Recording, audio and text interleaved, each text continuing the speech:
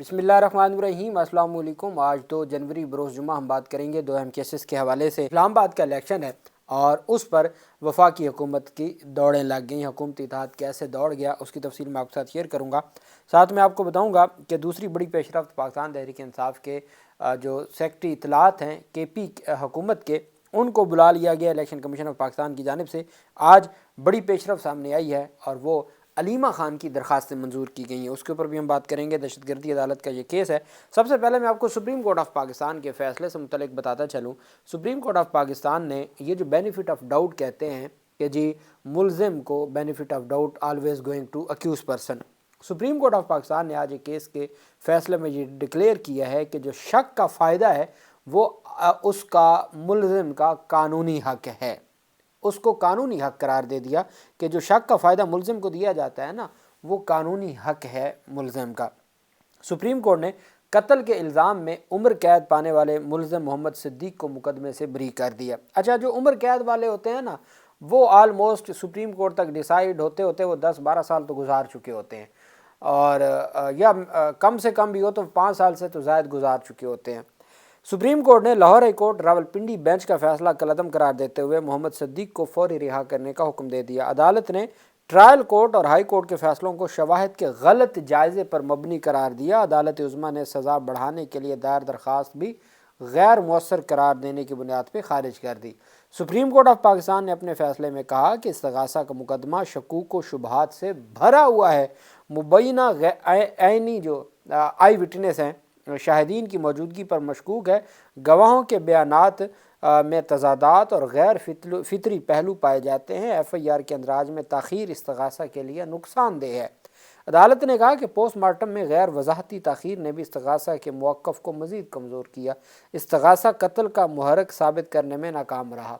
बरामदगी और फ़ोरेंसिक शवाहिद बराह रास्त नाकाबिल एतमाद शहादत के बगैर मुअस्सर नहीं हैं। महज एक माकूल शक भी मुलजिम को फ़ायदा देने के लिए काफ़ी होता है। एक माकूल शक, ये सुप्रीम कोर्ट डिक्लेयर कर रही है। यहाँ तो शकूक व शुबहात का ढेर लगा हुआ है कि जिसमें पुलिस वाले कहते हैं जी कि हम तो ज़मान पार्क में इमरान खान की गुफ्तगू सुन रहे थे, या चक्री इमरान खान अपने साथियों से जो गुफ्तगू कर रहे थे, तो हम PTI वर्कर्स के उसमें चले गए। PTI वर्कर्स का जो है ना वो लिबादा ओढ़ के, और हमने सारी गुफ्तगू सुनी। तो शकूक, और वही उन्हीं का बयान शाह महमूद कुरैशी की हद तक रद्द हो गया, फवाद चौधरी की हद तक रद्द हो गया, बाकियों की हद तक 10-10 साल सज़ाएँ, अब तक टोटल को 80-80 साल सज़ाएँ हो चुकी हैं। और यहाँ सुप्रीम कोर्ट डिक्लेयर कर रही है कि भाई माकूल साबी जो शक है ना, वो इस्तगासा का केस ख़त्म कर देता है। नाकाबिल एतमाद शहादत के बगैर जो है वो महज एक माकूल शक भी मुलजिम को फ़ायदा देने के लिए काफ़ी होता है। शक का फ़ायदा देना कोई रियायत नहीं है, बल्कि मुलजिम का ये कानूनी हक है। सुप्रीम कोर्ट ने डिक्लेयर किया है कि जो शक का फ़ायदा देना ये रियायत नहीं, बल्कि मुलजिम का ये कानूनी हक है। ट्रायल कोर्ट ने मोहम्मद सिद्दीक को दफ़ा 302B के तहत सज़ाए मौत और 5 लाख रुपए हर्जाना की सज़ा सुनाई थी। पिंडी बेंच ने सज़ाए मौत को उम्र कैद कर दिया था। सुप्रीम कोर्ट ऑफ पाकिस्तान ने जो उम्र कैद है उसको कर दिया है, जो उम्र कैद है उसको बरी कर दिया है मुलजिम को। वहीं पे एक अफसोसनाक वाक़या लाड़काना सिंध में, जहाँ पे पुलिस एहलकार ने पीपल्स पार्टी के कारकुन और 8 बच्चों के बाप को सरेआम गोलियां मार दी। अफसोसनाक वाक़या सामने आया। सिंध के ज़िला लाड़काना में ज़िंदगी की फरियाद करने वाले शहरी और पीपल्स पार्टी के ज़ख्मी कारकुन अली गौहर कल्होड़ो को पुलिस एहलकार ने सरेआम गोलियां मार के कत्ल कर दिया। कंबर शहदाद कोर्ट से तल्लुक़ रखने वाले PP के कारकुन और 8 बच्चों के बाप, पेशे के एतबार से वो काश्तकार, पुलिस एहलकार अर्ज़ मोहम्मद जतोई ने सरेआम गोलियां मार के कत्ल कर दिया। ऐनी शाहिदीन के मुताबिक मुतवफ़ी मोटरसाइकिल पे सवार था, जिसने एहलकार के सामने हाथ जोड़कर माफ़ी भी मांगी, मगर एक ना सुनी गई और एहलकार ने बहुत करीब से सरेआम गोलियां मार दी। पुलिस का कहना है कि बेनज़ीर भुट्टो की बरसी के रोज़ वाक़या पेश आया, जिसमें कंबर शहदाद कोर्ट से तल्लुक़ रखने वाले मुलजिम के हमले में पुलिस एहलकार ज़ैब जतोई ज़ख्मी हुआ। ज़राए के मुताबिक पुलिस एहलकार के भाई मौका पर पहुंचे और सरेआम गोलियां मार दी। अहल खाना के मुताबिक वाक़या 4 रोज़ पहले पेश आया। DIG लाड़काना की सरबराही में वाक़ये की तहकीकात के लिए कमेटी कायम कर दी गई, जबकि SSP लाड़काना की हदायत पर पुलिस एहलकार मोहम्मद को عرض محمد کو گرفتار کر کے ملازمت سے بھی برطرف کر دیا گیا ہے۔ پولیس اہلکار نے گولیاں مارتے ہوئے کہا کہ اس نے ہمارے بچوں سے جھگڑا کیا، پھر ملزم کو پکڑ کر 3 سے 4 گولیاں ماری۔ انہوں نے بتایا کہ ایس پی نے قانونی کارروائی کے لیے ورثا کو بلا لیا تاکہ اہلکار کے خلاف مقدمہ بھی درج کر لیا جائے۔ یہ بے نظیر بھٹو کی برسی کے روز یہ واقعہ پیش آیا تھا جس میں کمبر شہداد کوٹ سے تعلق رکھنے والے ملزم کے حملے میں پولیس اہلکار زیب جتوئی زخمی ہوا تھا۔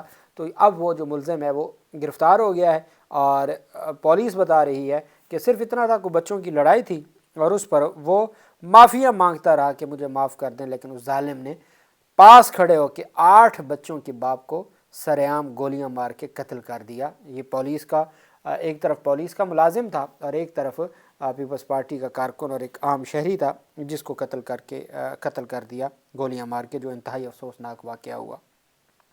وہیں پہ ہری پور ضمنی انتخابات سے متعلق پاکستان تحریک انصاف کے وزیر اعلیٰ خیبر پختونخوا کے معاون خصوصی کو وضاحت کا نوٹس جاری کر دیا۔ الیکشن کمیشن آف پاکستان نے نوٹس میں کہا گیا کہ ہری پور ضمنی انتخابات سے متعلق شفیع اللہ جان کے الیکشن کمیشن پر الزامات غلط اور گمراہ کن ہیں۔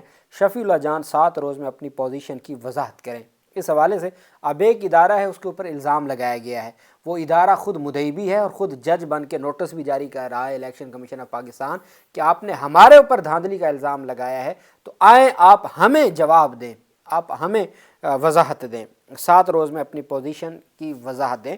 انہوں نے عظمیٰ بخاری سے متعلق بھی کوئی سٹیٹمنٹ دی تھی، اور چونکہ وہ بڑے ایکٹیو ہیں اور بڑے بہادری سے ان کی سٹیٹمنٹس آتی ہیں، ایک سٹیٹمنٹ انہوں نے جو دی عظمیٰ بخاری سے متعلق وہ انتہائی غلط تھی، جس غلطی کو انہوں نے خود تسلیم کیا اور اس کو واپس لے لی اپنی سٹیٹمنٹ۔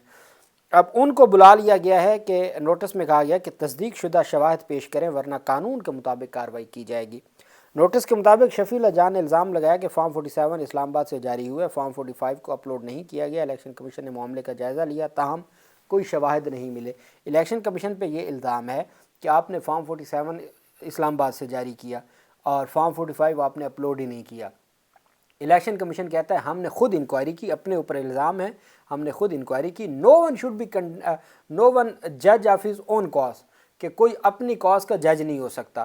یہاں کیا ہے، وہ کہتے ہیں ہم نے انکوائری کی، ہمیں کوئی شواہد نہیں ملے۔ اب آپ بتائیں، ہمارے اوپر الزام ہے، آپ آئیں ہمیں وضاحت دیں، اور اگر آپ وضاحت نہیں دے پائیں گے تو ہم جو ہے وہ آپ کے خلاف قانونی کارروائی کریں گے۔ یہ بیان الیکشن کمیشن کو بدنام کرنے کی کوشش معلوم ہوتا ہے۔ تصدیق شدہ شواہد کے بغیر ایسے بیان غیر ضروری الجھاؤ پیدا کرتے ہیں۔ نوٹس میں مزید کہا گیا کہ اس سے انتخابی عمل پر عوام کے اعتماد کو نقصان پہنچتا ہے۔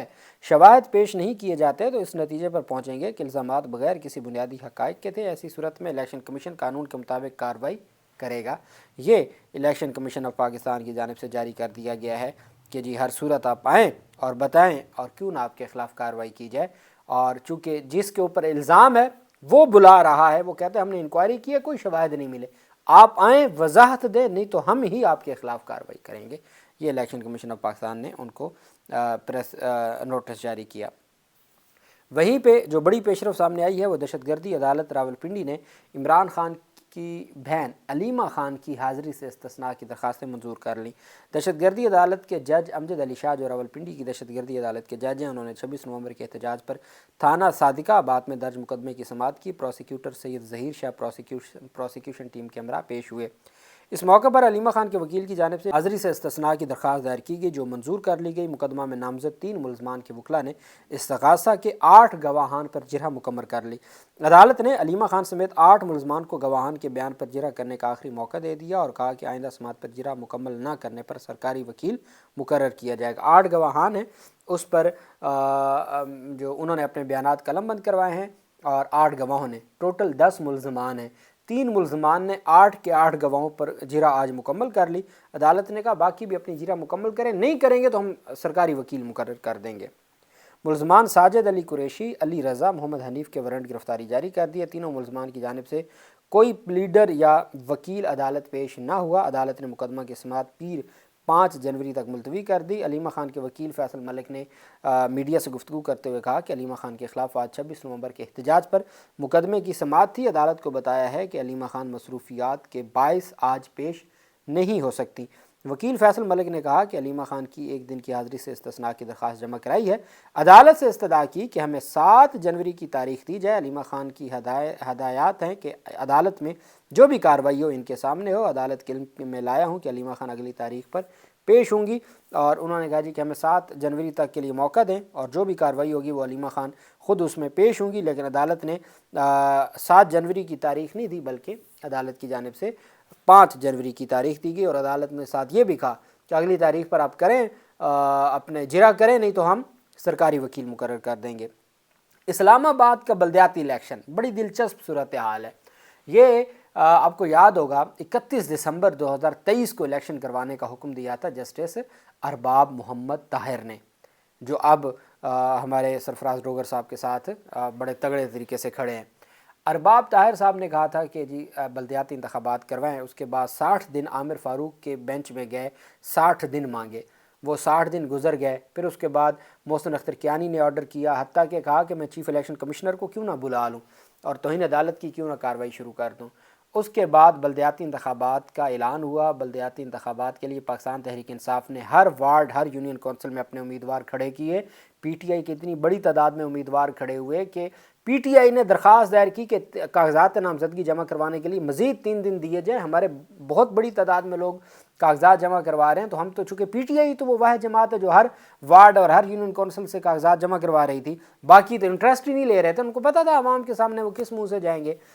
پہلے کوئٹہ کا بلدیاتی انتخابات ملتوی ہوئے، اب یہ بلدیاتی انتخابات تھے اسلام آباد کے، وہ شیڈول جاری ہو گیا، الیکشن کمیشن آف پاکستان نے شیڈول جاری کر دیا، کاغذات نامزدگی جمع ہو گئے۔ آج وفاقی کابینہ نے بیٹھ کے ایک نیا آرڈیننس لانے کی منظوری دے دی، جس کی وجہ سے بلدیاتی انتخابات پھر گئے۔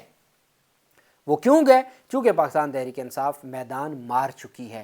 پاکستان تحریک انصاف نے ہر وارڈ میں اپنے امیدوار کھڑے کر کے اور تگڑے امیدوار اور کیمپین شروع کر دی اس مشکل حالات میں جہاں ان کو سانس لینے کی بھی اجازت نہیں ہے۔ تو جب دیکھا کہ ان حالات میں بھی پی ٹی آئی نے اپنے بندے بھی کھڑے کر لیے، کاغذات نامزدگی بھی جمع کروا لیے اور وہ الیکشن کیمپین بھی کر رہے ہیں، تو پی ٹی آئی تو میدان مار چکی ہے۔ اس پر حکومتی اتحاد کے پاس اور تو کوئی چارہ نہیں، انہوں نے آج کابینہ کا اجلاس بلا کے اس کو ملتوی کرنے کی منظوری دی۔ وزیر اعظم شہباز شریف کی سربراہی میں ہوا اجلاس وفاقی دارالحکومت میں بلدیاتی انتخابات سے متعلق نئی قانون سازی پر غور کیا گیا، جس میں چیف کمشنر اسلام آباد کی جانب سے وفاقی کابینہ کو بلدیاتی انتخابات سے متعلق بریفنگ دی گئی۔ وفاقی کابینہ نے بلدیاتی انتخابات پھر ملتوی کرنے کی منظوری دے دی۔ یہ بھی کسی ملک میں ہوتا ہوگا کہ وفاقی کابینہ بلدیاتی انتخابات ملتوی کرنے کی منظوری دے رہی ہے۔ کابینہ نے اسلام آباد میں پنجاب طرز کے بلدیاتی انتخابات کی قانون سازی کی بھی منظوری دی ہے۔ الیکشن کمیشن نے اسلام آباد کے بلدیاتی انتخابات کے لیے 15 فروری کی تاریخ مقرر کی تھی، جبکہ 16 فروری سے 19 فروری تک نتائج جاری کیے جانے تھے، لیکن اب نئی قانون سازی کی منظوری دی ہے۔ انتخابات ملتوی کرنے کی منظوری کون دے رہا ہے جی؟ آپ کی وفاقی کابینہ۔ اسپیشلی وفاقی کابینہ کا اجلاس بلا کے بلدیاتی انتخابات کو ملتوی کرنے کی منظوری دی گئی، اور ساتھ وہ جو مریم نواز والا قانون ہے پنجاب کا، اس طرز کا بلدیاتی قانون قومی اسمبلی میں بھی بنایا جائے گا۔ اور اس طرز پہ میں آپ کو ایک اگلی بات بتا دوں، پنجاب میں بھی بلدیاتی انتخابات نہیں ہونے، کوئٹہ میں نہیں ہوئے نا، یہ موجودہ جو نظام ہے 8 فروری کے بعد کوئٹہ میں نہیں ہوئے۔ اسی طریقے سے جو انتخابات ہونے تھے آپ کے کینٹ ایریاز کے، اس میں بھی جو ہے وہ کنٹرڈکشن آ چکی ہے، تنازع بن چکا ہوا ہے، پنڈی بینچ میں ہے ہائی کورٹ کے، اور پھر اسلام آباد کے بھی ملتوی کر دیے، پنجاب کے بھی نہیں ہونے۔ کیوں؟ کیونکہ عوام جو ہے، اگر تو واقعی مقبولیت ہے آپ کی اور آپ نے کام کیا، آپ کہتے ہیں آپ نے ڈیلیور کیا ہے، تو جائیں عوام کے پاس۔ نہیں جایا جا رہا، چونکہ جانے کی سکت نہیں ہے اور ملتوی کر دیے گئے۔ اللہ پاک پاکستان کا حامی و ناصر ہو۔ بہت شکریہ۔ اللہ حافظ۔ پاکستان زندہ باد۔